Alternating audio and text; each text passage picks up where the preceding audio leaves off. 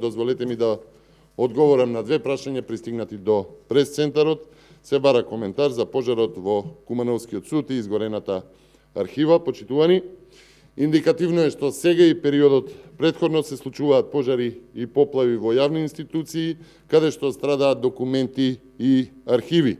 Власта се подготвува да замине и веројатно смета дека ќе успее да се сокрие криминалот. Секој криминал, индиции за криминал, но и наводни несреќи и индиции за наводни несреќи, пожари и поплави, по смената на власта ќе бидат детално истражени. Одговорност ќе има. Дозволете ми да одговорам и на второто прашање, коментар за последната анкета на ИРИ, раст на поддршката за членство во Европската Унија, но и зголемен број на граѓани против уставните измени. Почитувани, токму оваа анкета и овие резултати го покажуваат тоа што го зборуваме и комуницираме цела една година. Македонија и македонците се за Европската Унија, но не по цена на диктат и понижување.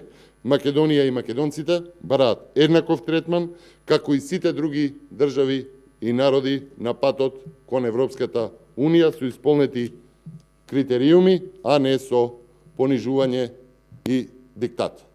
Ви благодарам.